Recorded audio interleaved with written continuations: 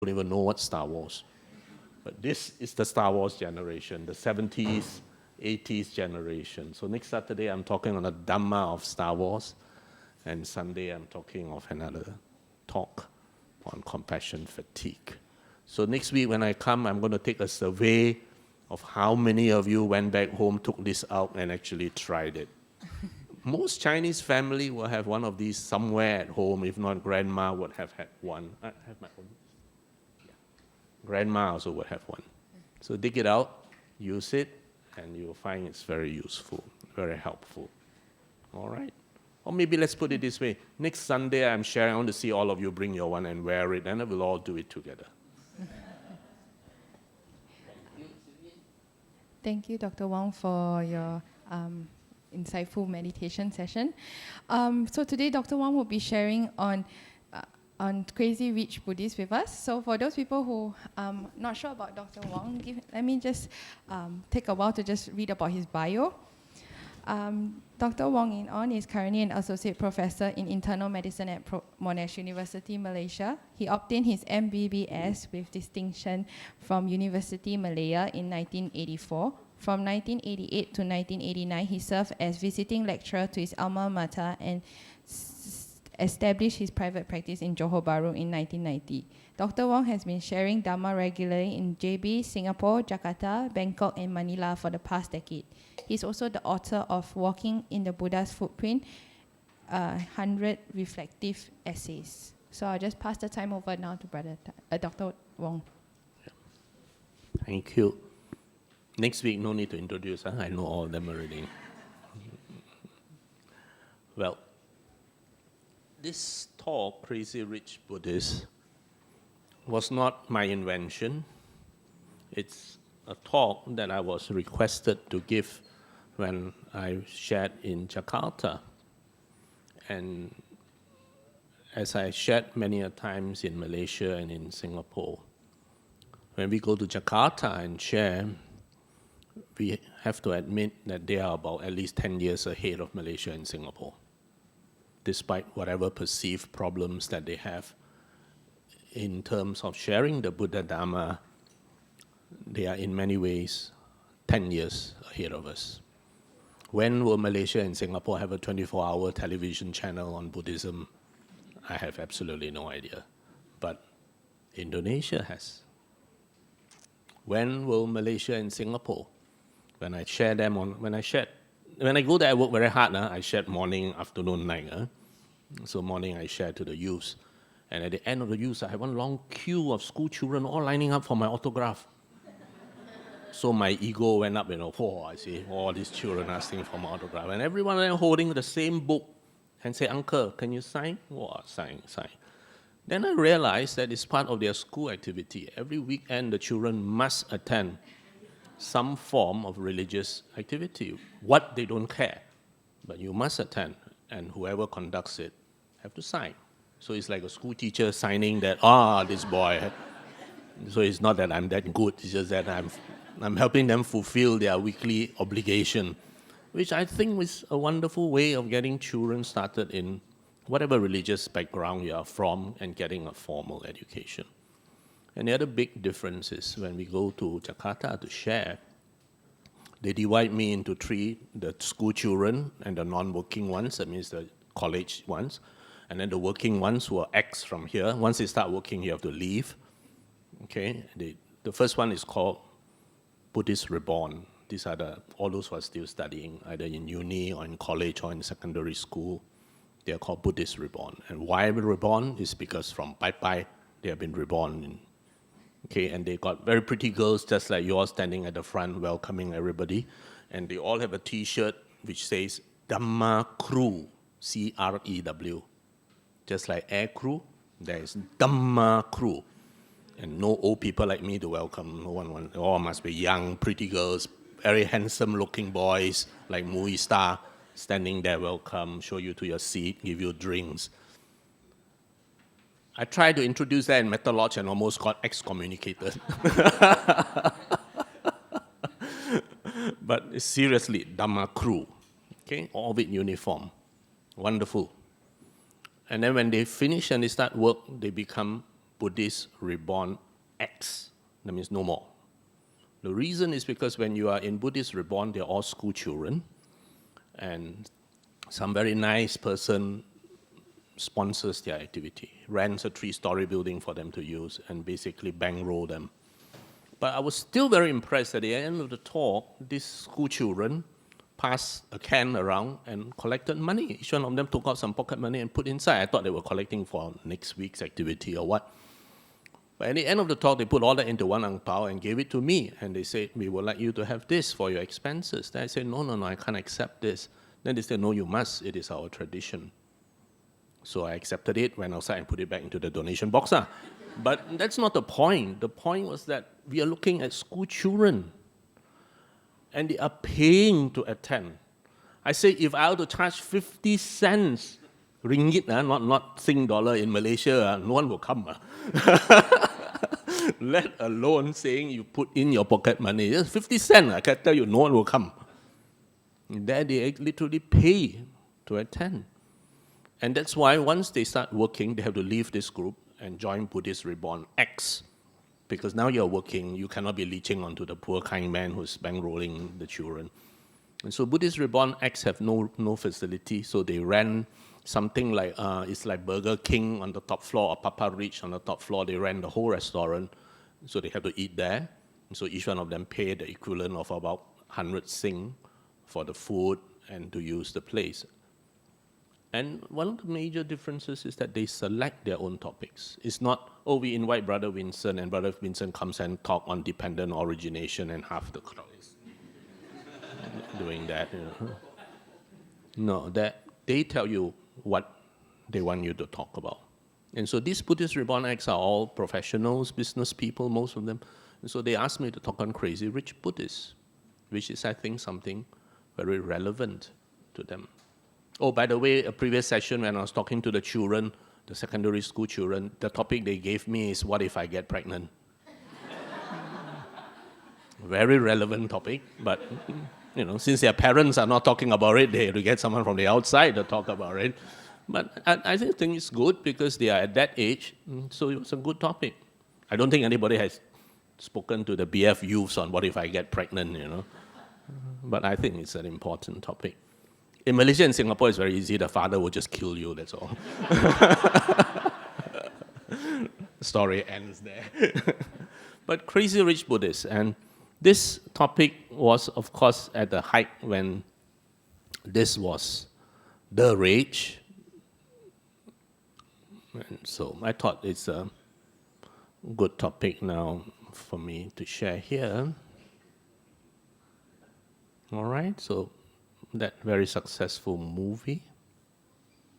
All right.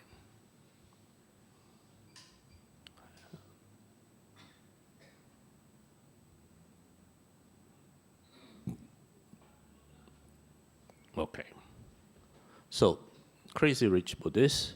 And in Indonesia, the word crazy has a different connotation from Malaysia and Singapore. In Indonesia, if they take me to eat a good meal, or when Indonesian brothers and sisters come to Malaysia and I take them for a good meal, at the end of the meal they say, "Wow, any crazy!" Or it has a positive connotation. It's not like in Malaysia and Singapore where the connotation is negative, gila, There, the food is good. They say, "Wow, any crazy!" Or it's good connotation there. But anyway, it's Crazy Rich Buddhists. Why not? And I think it's important because they were all working people, professionals, and many of them, as you know, are business. So they want to know whether you can be a good Buddhist and still be very rich.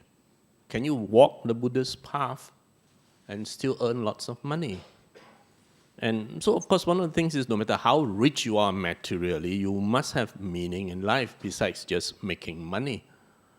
And that's very important. So does Buddhism fulfill this? And I think it's very important for almost all of us in this room to realize that the Buddha didn't teach any religion.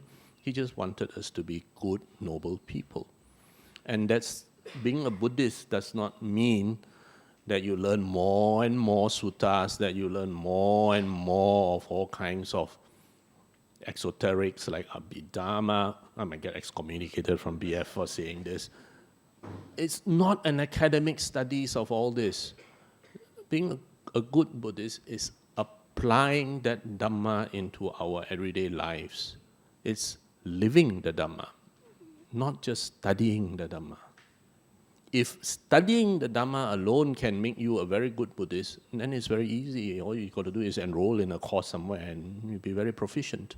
But that's not it. That's only one aspect. That's only the foundation. The thing is to apply that Dhamma. And I keep reminding people that 2,600 years ago was when you have lots and lots of arahants or tapans, etc., etc. And how often did those people meet the Buddha? Maybe once a year, or maybe even once every few years. And then the Buddha will go out somewhere. So you look at the suttas, you always will see this standard line, "Oh Bhagawa, please teach me the Dhamma in brief, so that I can go back, I can reflect, contemplate, etc., etc., etc." All the adjectives are used on it. And most people would have only that opportunity of maybe once a year, once every few years, of actually learning from the Buddha. And then they will apply it. Today, you have the entire 45 years of the Buddha's teaching in the click of a computer. And that's the trouble. We spend all our time reading that and not applying it. So it is a myth that you cannot both be rich and spiritual. And I will show you why this is a myth. Money is not evil by itself. And in fact, the Buddha taught us how you should earn your money. And more important, he taught you how you should spend that money. Now, this is from the Anguttara Nikaya, and he said that there are 4 kinds of worldly happiness. Don't worry, you don't have to read every word, I'll just go through. Basically, this is for lay people. And he said that there are 4 kinds of worldly happiness if you are a lay person. And what are these 4 kinds of worldly happiness? It's the happiness of ownership. That means you own, and you're not just paying rent and paying more rent or paying installment or mortgage forever, but you actually own your property, HDB, condo, whatever. And this is by wealth that is acquired by energetic striving, won by the strength of arm and sweat of brow, justly and lawfully won. Here the Buddha introduces the concept of righteous wealth. Wealth that is earned by the strength of your arm, the sweat of your brow, without breaking the 5 precepts. That is righteous wealth. All right, nothing wrong with that wealth. And with that, you pay for your car, you pay for your HDB, you pay for whatever you own. And the happiness of wealth, you have got this. And you know, one of the good things that wealth can do is that it gives you the freedom to do things that you want to do. So you can do a lot of good things. If you don't even have enough money to decide what you're going to eat for dinner tonight, you don't have that luxury of sitting here today. But because you have that luxury. Okay? You have the happiness of blamelessness. You didn't cheat. You didn't harm in earning that wealth. And you have the freedom, the happiness of freedom of debt. Nobody is going to spray red paint on your door and say, pay or die, or something like that, you know. Of course, there are warnings about something. Hello, something went wrong.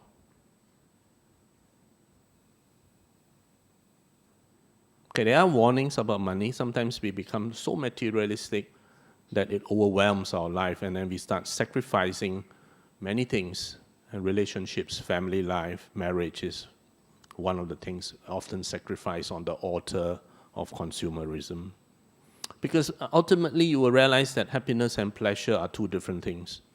And just as Charlie Brown here asked, incidentally, what is happiness? What is happiness? I can tell you first what is pleasure. You buy a brand new car and you drive around in it, the first week gives you pleasure. You smell the leather. You can't hear the engine. Okay? The aircon is fresh. Even the plastic hasn't been removed from all that. You know, Malaysians are obsessive. They don't remove their plastic. I have no idea why. Same with Singaporeans. That's pleasure. But what is happiness? Happiness is a little bit different. I think most of us in this room are very, very happy now that we do not have a toothache. No, none of us here are aware. But everyone in this room, I don't think any one of you here have a toothache. If you have, you probably won't be in this room. But are you happy that you do not have a toothache? No, none of us are. It's only when you have a toothache, and then that you say, why the silly dentist only open on Monday and the appointment is so long, etc., etc. But we are not happy now that we do not have a toothache. So similarly, there are so many things. The haze has been very bad. Yesterday was horrible. But we are not happy for the other 11 months that we've got good air. And this month we are very angry. So happiness and pleasure is two different things. You have happiness from the fulfillment of greed, and you have happiness from the absence of greed. And the Buddha Dharma talks about happiness from the absence of greed, rather than happiness from the fulfillment of greed.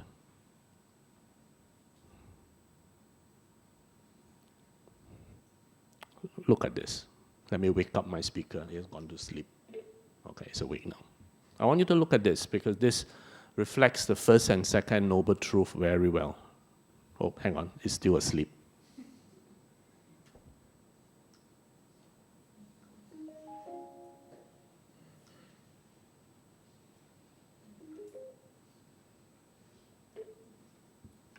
The special offer for you today. Ever wonder why you're never happy? Even when you get the things you want, the feeling just never lasts. Well, I've got exactly what you've been looking for. Contentment. Advertisers and marketers have spent billions of dollars tricking us into wanting more and more. They want you to buy to satisfy their evil, selfish greed. They say, this makeup will make you look pretty and you'll be happy. Or this car will make you a hit with your friends and, you guessed it, you'll be happy. But it's like you're chasing this butterfly that's constantly out of reach. Because you see, the truth is, you can never have enough of what you don't really want. I'm here today to offer you a little contentment, because contentment is what you've been looking for all along. Here's why. Take the new iPhone. Timmy here waited in line for 3 days trying to get his hands on this phone. He hated his old phone, and when he got the new one, he was so happy. Now, the million-dollar question is, did the phone make him happy, or was it the release from the craving of the phone that made him happy? The phone? Duh. No, Timmy, there's nothing in this phone that made you happy. It was the release from the craving of the phone. See, when you craved this phone, you had a lot of tension and anxiety and stress building up. And when you got the phone, you were released from those stresses. You wrongly attributed the peace and joy that you got from the release to the phone. Wow. I never looked at it like that. Many people haven't, Timmy. So they continue running to the next stupid thing, thinking that it will bring them happiness. But what they were really looking for is contentment. Before contentment. We longed for that nice house. With the picket fence. It was so stressful, we thought about it all the time. All the time. But now, after contentment, We learned to love our little apartment. we've never been happier before. Before contentment, I was miserable. I had to get the latest fashion, the latest everything.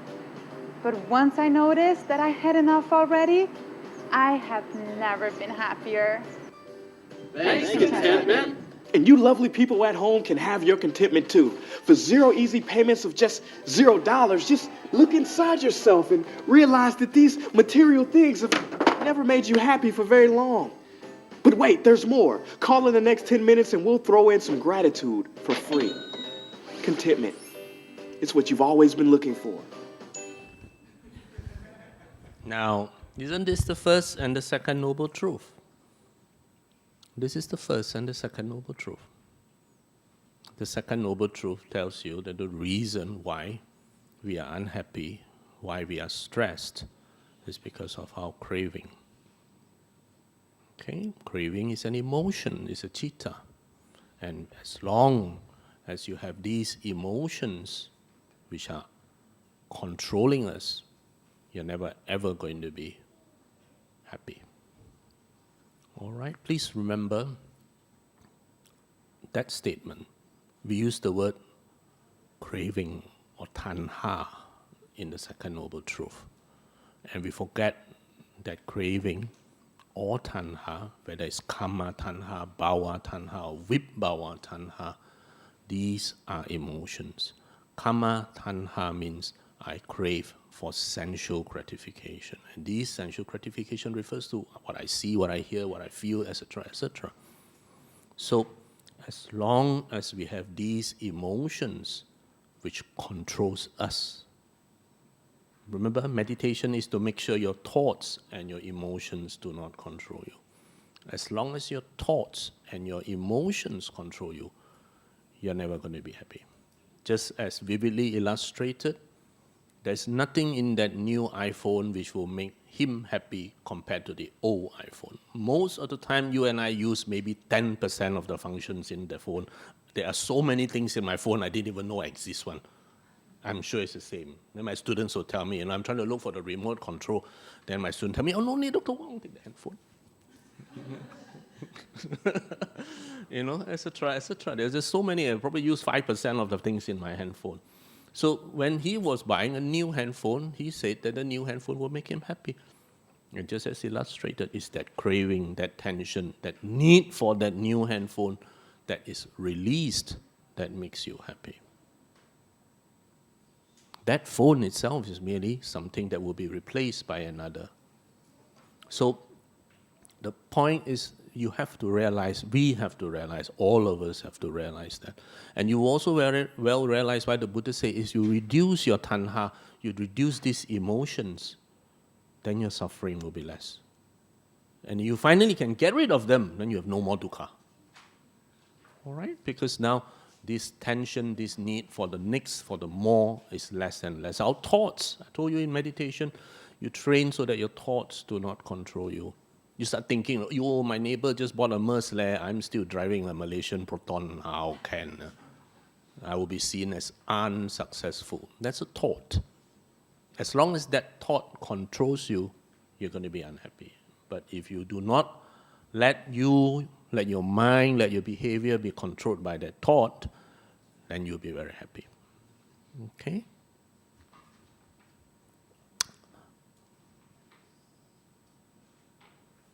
So money can buy you lots of stuff, but not necessarily happiness. And, I think this teaching by the Buddha was very well utilized by the late minister mentor Lee Kuan Yew. I still remember when I was a young lad and he was prime minister, and he said, if every Singaporean has a house, meaning HDB in those days, okay, if every Singaporean has education, has a house, has a job, then they will look at Singapore as their home. Crime, etc., will go down. And as long as you do not have a job, and you do not see this as a home, then people are going to behave in very weird ways, like in Hong Kong now. I mean, why would you destroy your own home? Why will you break the MRT? Why will you break all the traffic lights, etc., etc.? Because they no longer see it as their home. So this is actually what the Buddha said. The Buddha gave advice to this king.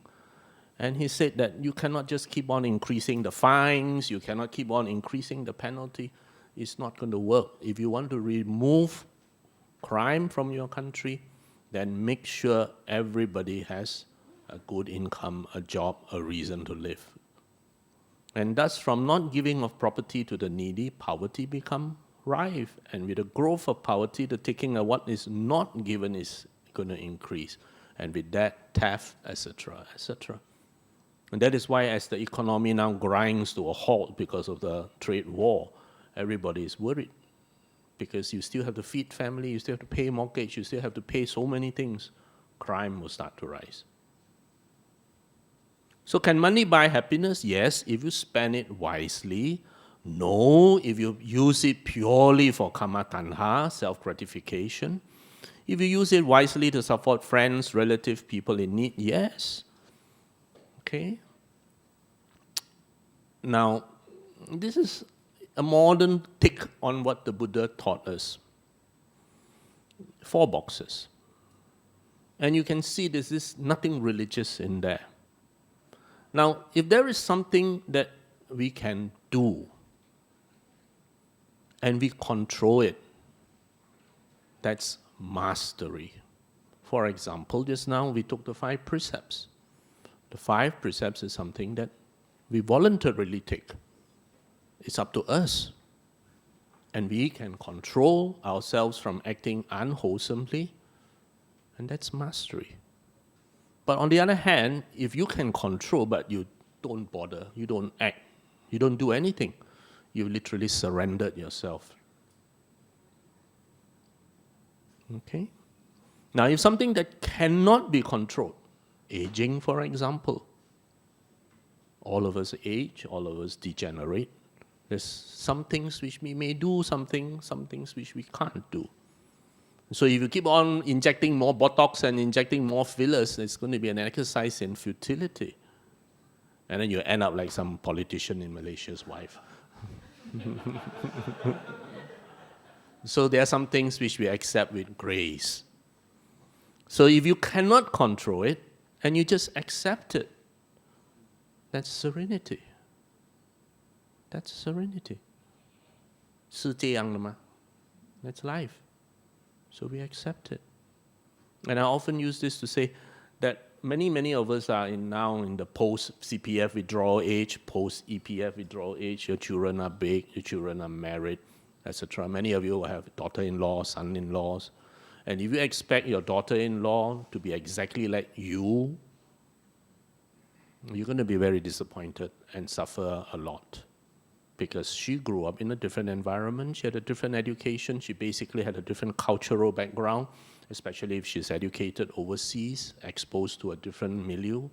So there's no way she's going to be you. So you might as well accept it. That's serenity. Of course, applies to son-in-law as well.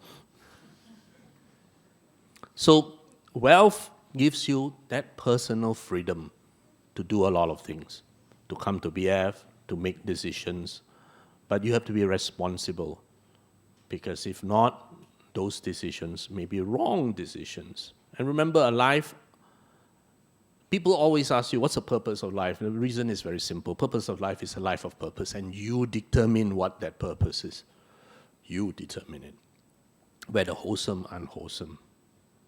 So materially, do you have enough?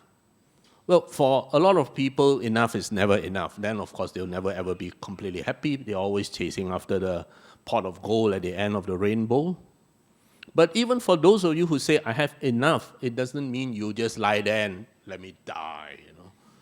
You have enough to fulfill your material needs, and I hope all those in this room who are in the post-EPF withdrawal, post-CPF withdrawal generation have enough for your material needs.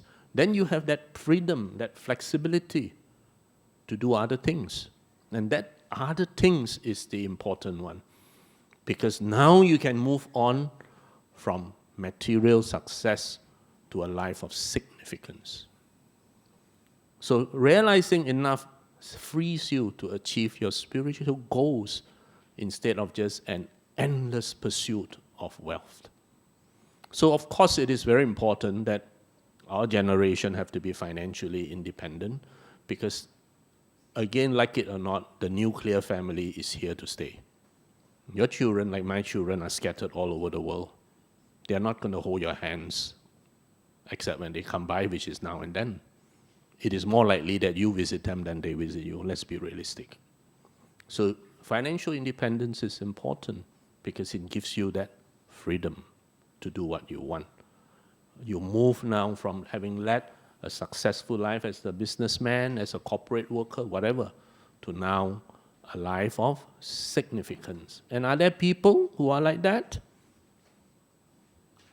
I want you to see this. In an ordinary rental apartment in the city of San Francisco. He never wears branded clothing. His glasses are trusted and aged. His watches are functional and unglamorous. He does not have his own car. His primary means of transportation is the bus. And the bag he uses for work is an old plastic bag.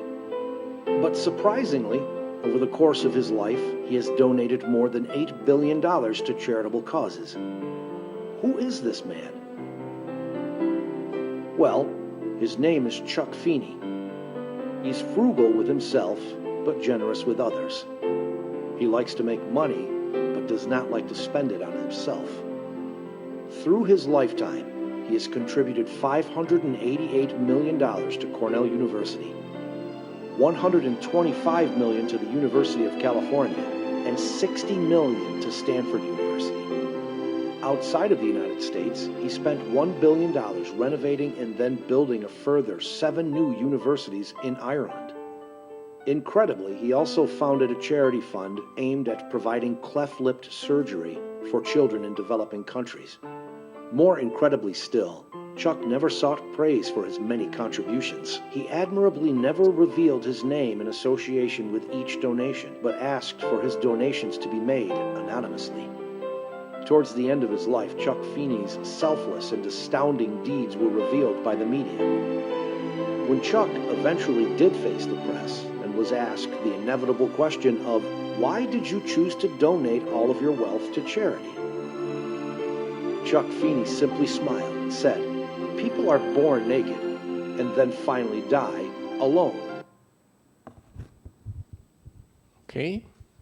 So there are people who are very rich who can do this.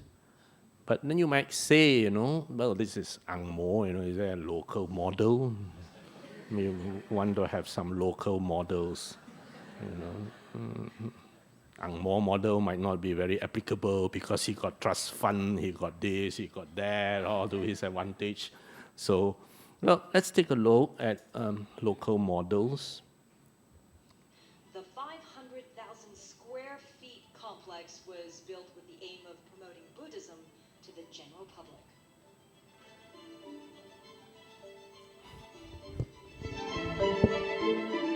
You built the monastery in Hong Kong. Why? 我祖上啊，我個祖母啊、祖父啊、我爸爸媽媽啊，甚至我過身嘅話，佢哋都係信佛教。而我對佛教嘅認識好深。So we do have a local model. And who is this man? Yeah, he's Mr. Li Ka-shing. All right, so it is not right to say that we do not have local models. And Mr. Li Ka-shing built a huge monastery in Hong Kong. I hope the youths haven't damaged it. But he built a huge monastery. And how did I know of this huge monastery was last year, almost exactly a year ago, there was a Metta conference in KL, Venerable Mahinda's organization. So I was moderating 2 sessions there, and in one of the sessions was the abbot of Tsushan Monastery sitting there together with us, Venerable Mahinda, etc., etc. And so he spoke about training in Metta in his monastery from kindergarten to university level, and that his monastery does not accept visitors. If you want to visit, he told me, Dr. Wong, he said, you email me, then I make arrangements for you. Because we are a training monastery, and we don't want people going there. Loads of PRC tourists there, So if you want to visit, you either have to book online, and they only allow a limited number of visitors a day, or you have to write to them. Then they will make arrangement, which is fine. And he said, our monastery does not accept donation. We do not accept Hyong Yao Chin, no burning of this, no burning of that. I say, very good. Tell me how you do it, because Metta Lodge needs it. He said, we are completely funded by Mr. Li Ka-shing. And he spoke in perfect English, without any Hong Kong accent. Then I asked him, I said, Venerable, you speak without a hint of the Hong Kong Cantonese accent. Then he said, that's because I'm Malaysian. He's from Kedah. Maybe he's Funni's classmate or something in school. He's from Kedah, the Venerable. And just to show you another clip of the monastery.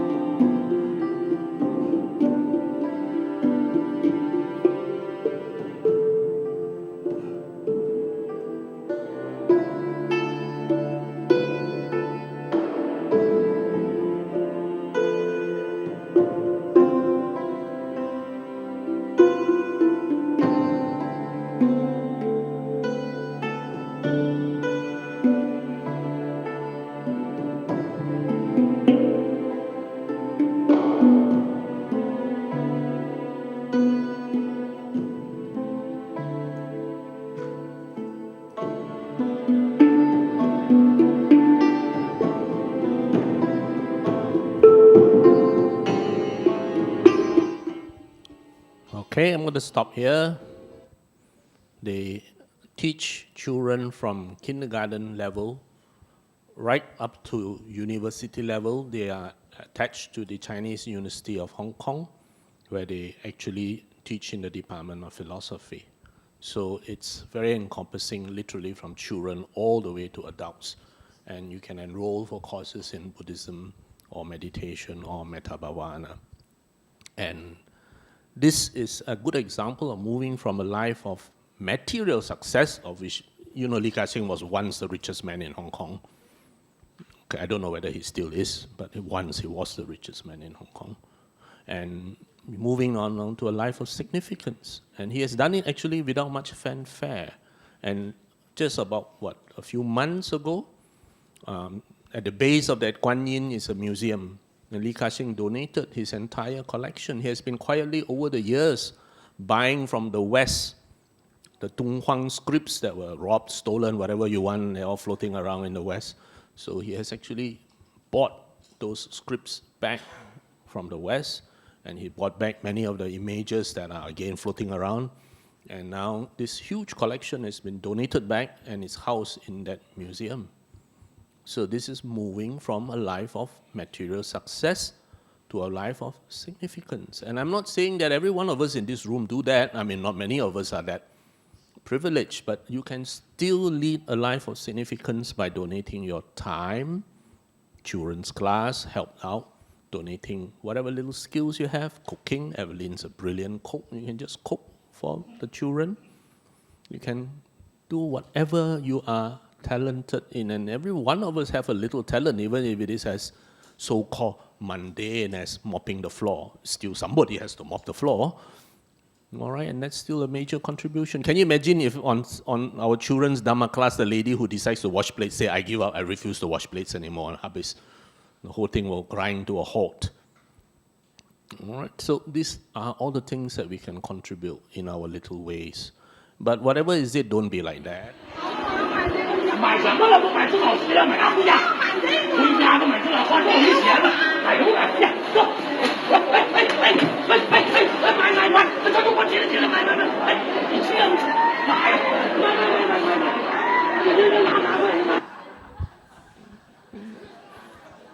Okay, that's a retrogression, going backwards. So, see, that's this scenario here. All right, that lady there is this scenario. Well, you'll never ever have enough. Okay? And remember, if you are a businessman, even if you win in the rat race, you're still a rat. We want you to evolve beyond that. And so, please know greed versus need, and a concept of righteous wealth that the Buddha introduced. So as long as we earn our wealth righteously, and the Buddha said in the Dhammapada, neither for the sake of oneself nor for the sake of another, nor desiring sun, wealth, or kingdom should a person seek his own success by unjust means. Then only is a man indeed virtuous, wise, and righteous. Notice again, absolutely no religion in there. Purely any man or woman can accept this and see it as truth and apply it. Now, how to increase your wealth, the Buddha said. The Buddha has a huge resource of material for lay people on how to earn money, how to keep money, etc. And this is for making sure your wealth don't dissipate. The first one is stay away from womanizing, stay away from drunkenness, stay away from gambling. Stay away, I think the most important is the last one, from evil friendship. Because you mix with the wrong company, the top 3 will apply.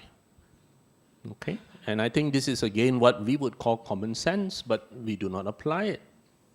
Living the Dhamma, making the Dhamma our family, making the Dhamma our home, is not in a lot of rituals, but in actually applying the Buddha Dhamma. And this is application of the Buddha Dhamma. You remember this man who is supposed to be Buddhist? At one time, he was the #1 golfer in the world. Ultimately, he almost lost everything because he did not follow the Buddha's advice. But luckily, lately I hear he has turned around. Let's hope he becomes a good role model for the Buddhist circles. Okay? So if you do the opposite, then you're going to lose wealth. And the Buddha taught how, when you earn money, how to use that money. One part for your immediate needs and your family's immediate needs. One part, extend generosity towards your friends. Modern words, we call that networking. Okay? Networking is not just business. Networking is in so many things. Okay? One part for emergencies. You can put it in your Jacob tin, or you can put it in insurance or whatever, but one part has to be saved for emergencies. And one part's for dedication for all these, including taxes, and one part to support well-practicing monks and ascetics. So let's take a look at the early sasana, and you will see why it is nothing wrong to be a rich Buddhist if you use that wealth well. The early sasana would not have succeeded if not for these very rich people.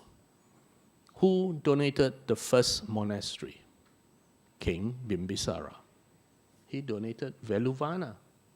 When the Buddha went with his Sangha to visit King Bimbisara, as he promised he will after his enlightenment, when he reached Rajgil, they needed a place to stay.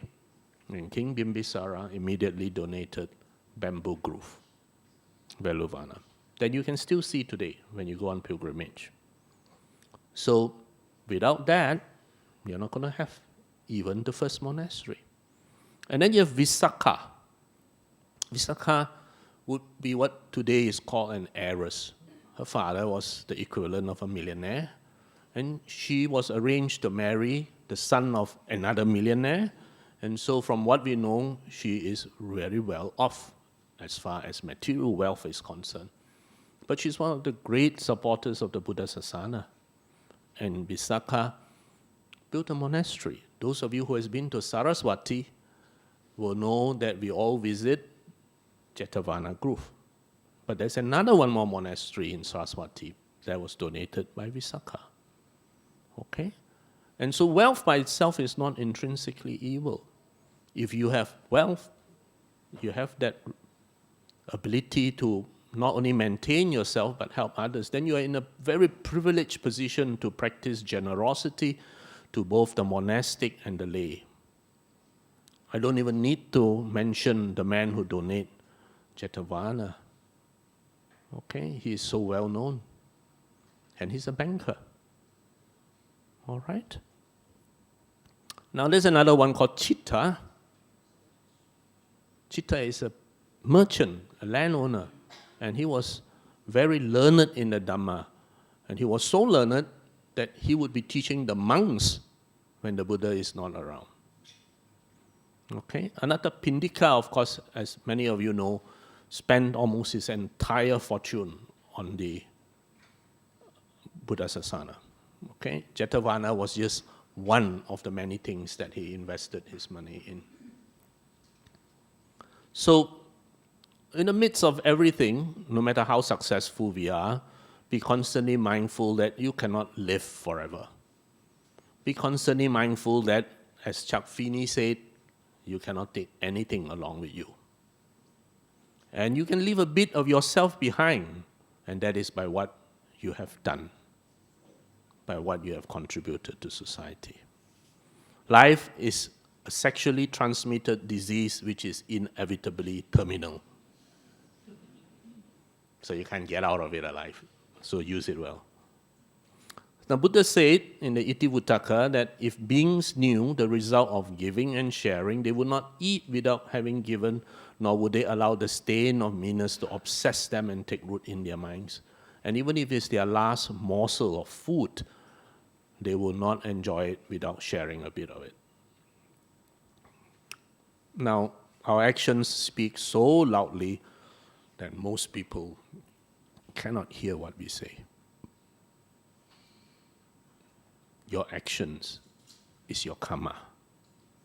You are born of your karma, created by your karma, related by your karma, heir to your karma.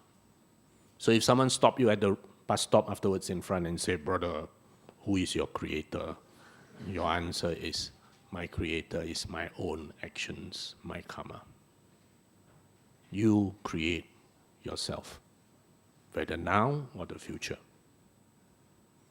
So what you think, what you know, what you believe in is in the end of very little consequence.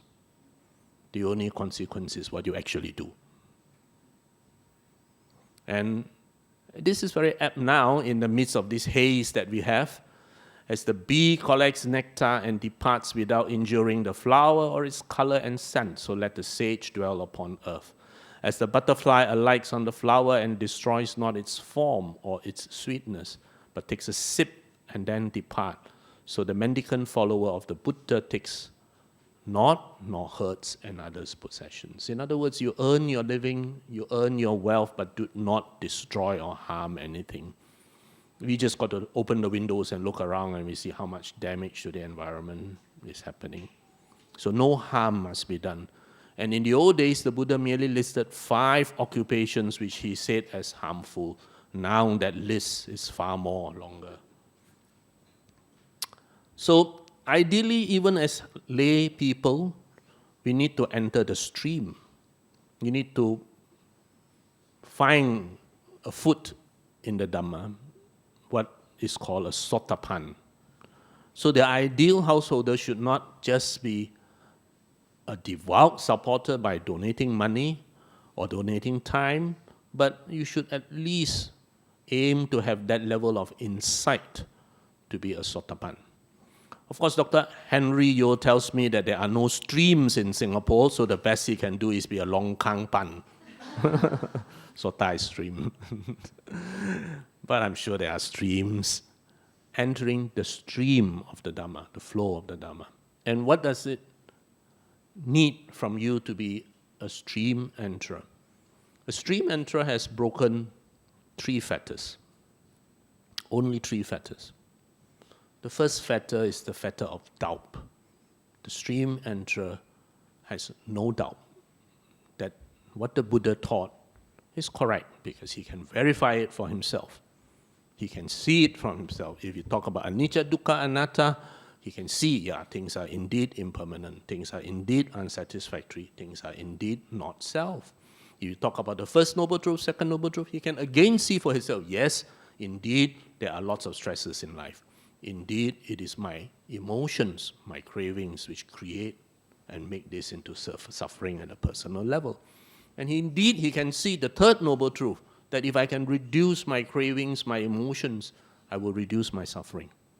And indeed, he can see the way to do it is the Eightfold Path. So when you can see this, you have no doubts. So that's the first fetter the Sotapan has overcome. The second fetter is the Sotapan has the theoretical understanding that this is not self. There are 3 aspects. You have I, my, and mine. The Sotapan has only understood one aspect. He knows that this is not I. Okay? But the Sotapan still has my computer, my emotion, mine. He still has greed, he still has cravings. That is not overcome. But at the very least, he had that theoretical understanding that this is not myself. Okay? If you don't believe me, look at your old passport, old IC, and you will know it's not yourself. Okay, look at your wedding picture lah. Just look at your wedding photo lah, okay? You will know it's not yourself. Okay? Now, what about the third fetter? The third fetter the Sotapan has broken through is he is no longer attached to rites and rituals. Rites and rituals are like baby walkers. They are important when you start. They are important for communal activities, but they do not make you enlightened. They do not make you awakened. So while we do it for communal activities, we know that these are not that if I bow 100 times, my sins are forgiven. That's a rite and ritual. Okay? If I do this, my sins are washed away. That's a rite and ritual. And that's what human beings love. Do you realize human beings love rites and rituals? That's because they are so easy. It is so difficult to be a good person because we cannot control our emotions. But I will be so happy if I can just drink this or eat this and all my sins are forgiven. Kao tim. That is what people want. Rites and rituals are easy. So if I were to tell you, drink this holy water and you'll be forgiven, good deal. Right? You had to tell you, keep the 5 precepts. What's harm? Tomorrow I got sales convention. How? All right? So people always want the easy way out. And rites and rituals is making the difficult easy. But as you walk this path, you will realize that while rites and rituals are useful for psychological support, they do not awaken you. And the Sotapan has realized that. Okay? So this is the happiness dissociation curve. We all need money. We all need to live. And so with money as you earn, yes, you fulfill all your needs. You got a house, you got a car, you got comfortable clothes, you got a nice computer, etc., etc. So you would have achieved most of what you need to live a comfortable life. So beyond that, you will earn more money. It's going to not give you much more happiness. And most rich people actually realize this. You know, initially you buy a BMW, wow, very song. Then after a while, because you think the BMW will bring more women, but it doesn't. It only banyak masuk workshop. And then every time masuk workshop, banyak makan wang. Okay, and finally, with that only, it brings more wisdom. Too late already. You already paid so much money for it. So it's what we call static happiness. Okay, and while these are American dollars, if you don't convert them, you just use it. Okay, you just use it. 6 times 12 is 72. 7 times 12, 84. You probably need around that to fulfill what will give you a reasonably happy life. Beyond that will just be luxuries. And beyond that is this, luxuries, overconsumption. Okay? Because what is at the top cannot be bought by money. What is at the bottom, money can do a lot, but what is at the top, money cannot solve. We need yourself, you to do it. Now, please remember, if you're healthy, you are already wealthy. We tend to forget that. We tend to forget that we do not have a toothache now. Always remind yourself, I don't have a toothache now. Wow, so happy. So, religion is in the life that we live, not in the creed that we profess. So by all means, be rich righteously. Earn your wealth without breaking the 5 precepts. Then you can use that wealth to do so many things. Up to you what you want, but you can do many good things with it. But in the Malaysian-Singapore context, don't be crazy. Just be rich. So you use that money to live a life of significance. No more materialism, but now a life of significance. I want to show you how a life of significance can be very simple.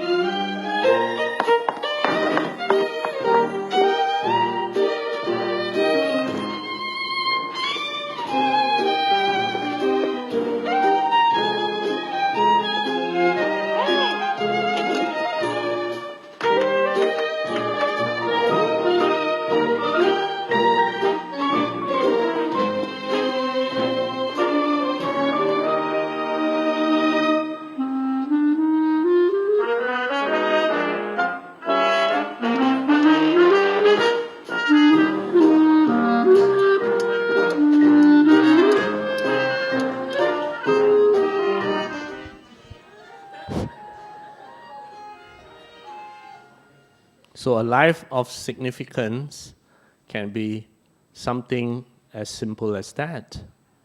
All right? It doesn't mean every one of you here have to be Chuck Finney. Not many of us here can be Chuck Finney.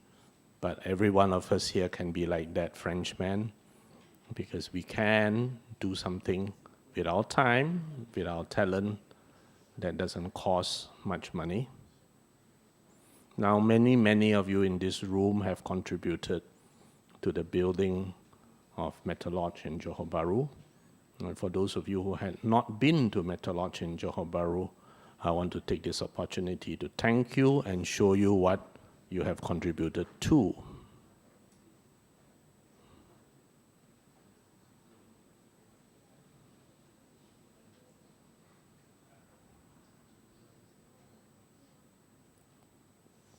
Okay, this is Metta Lodge in Johor Bahru. Okay, many of you have been there. This is how the building looks like. It's a basement, ground floor, first floor, and then the shrine hall and the roof with the lotus at the top. Surrounded by houses. This is in Johor Jaya, and it's basically a very Chinese middle-class housing area. This is how your contributions are built. And this directly from the top, looking at the lotus. This is the front. Okay. This side is where the Sangha stays. This is the resident Sangha room. Then there are two more on top for visiting Sangha. Then the halls are in the middle. And this side are all the classrooms and offices. Brother Yu Tong has an office here where he does counseling. This is the main shrine hall. This is the lotus, the inside of the lotus. The main shrine hall with the inside of the lotus. So the architects and engineers have designed it to give the sense of awe, that when you go in and you see a huge space at the roof that goes soaring high. And this is the Buddha image. It's a 3-ton marble image made in Burma, carved by an artist from Taiwan, and donated by a nun from Singapore. Very interesting history. This is one of the many retreats. This is where the lotus is, the main Buddha image. This is how it looks like, the main shrine hall called the Bodhi Hall. Now, those of you who have donated money, and remember we wrote out the gold leaves.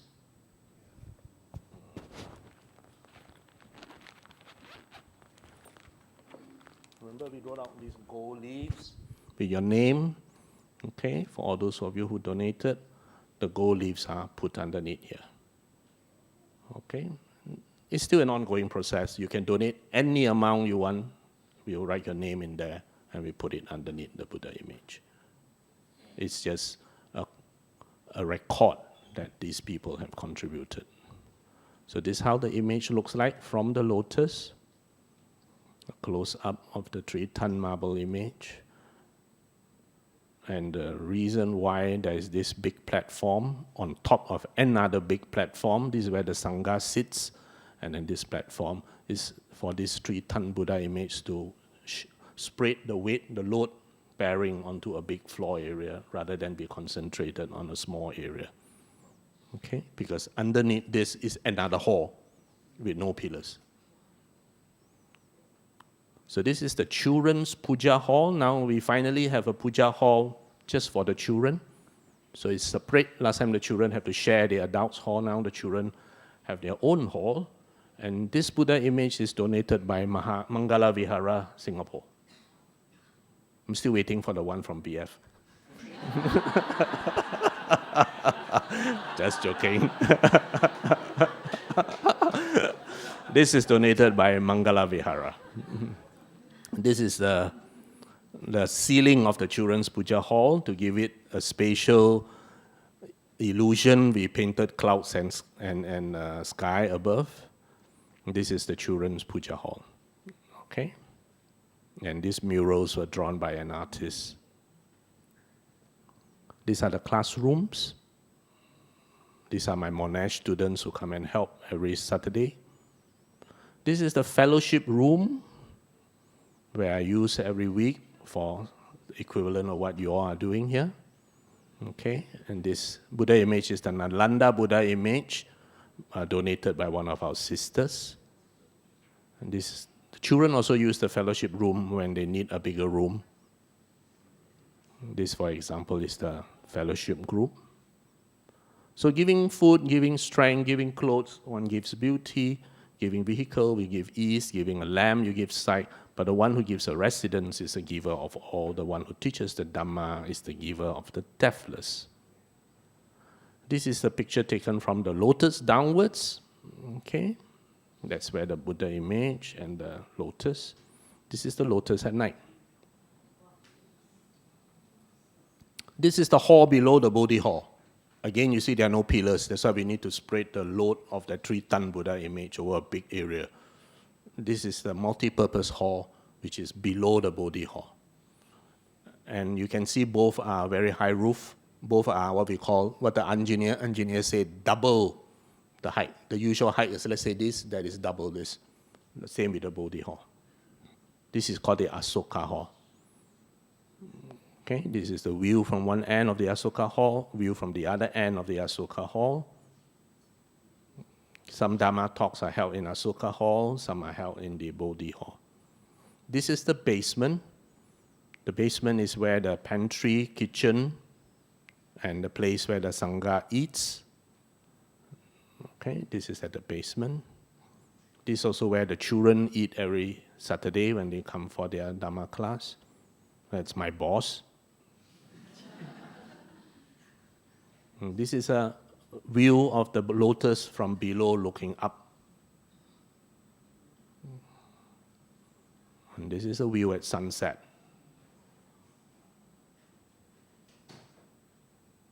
So this shows you all what you have contributed to. I want to thank all of you because BF has been a big partner to us in this project that we had over the last 5 years, and it's complete. And looking forward to the day where BF will hold a retreat. There's a Mangala group holding a retreat at the beginning of next year in here. So they have written to us and we say, sure, no problem. The Mangala Vihara, they have a meditation group within which is requested for us to allow them to use, which is fine. That's perfectly fine with us. All right? So I'd like to end here, and I hope I have shared with you that there's absolutely nothing wrong with being rich. Earn your wealth righteously, that is without breaking the 5 precepts. Then use your wealth well, because now you have that freedom. You have that liberty of doing what you want to do. And when you say, I think I should semi-retire, like Jack Ma, then you have the time, because a lot of people have money, but they have no time. A lot of people have time, but no money.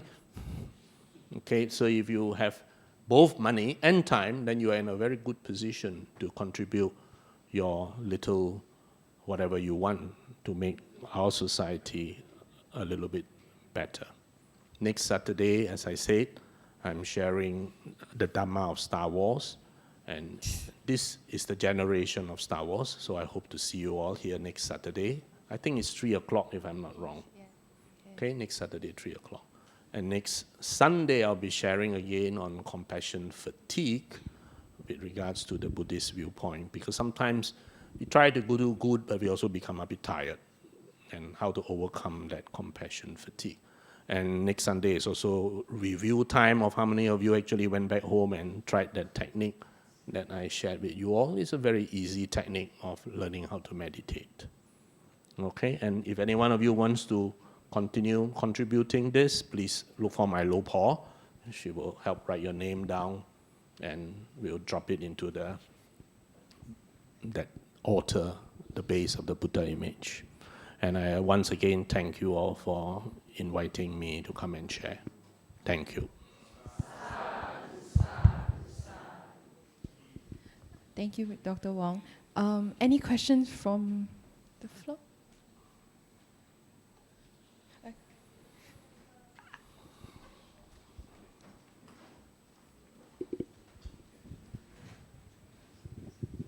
Thank you, Dr. Wong. That was a very inspiring talk. I just want to know whether Metta Lodge accepts bhikkhuni to stay over. Do you have facilities for that? So far, we have a number of visiting bhikkhunis, but none of them have actually stayed overnight. I think they wish to avoid any controversial moves because there are a lot of very conservative senior people within the Metta Lodge membership, and I think most of the bhikkhunis that have come have conducted retreats and then they actually stayed outside. They did not stay in. Lately there was a Venerable Sukhi that visited us, but even she did not stay overnight. All right. As it stands, the rooms are now only for monks, but personally, I would think that there is absolutely no difference. But as it stands, the rooms are now only for monks, and they can accommodate up to about 30 over monks at this point in time. But there is no room for bhikkhuni at this point. Unfortunately, the management at this point still has a lot of conservative people. Okay, but everything is anicca, so we do not know in the future. Thank you. Any more questions?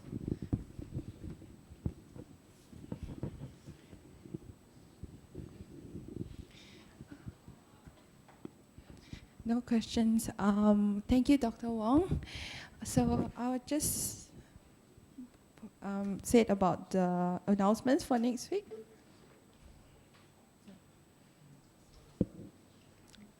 Wait.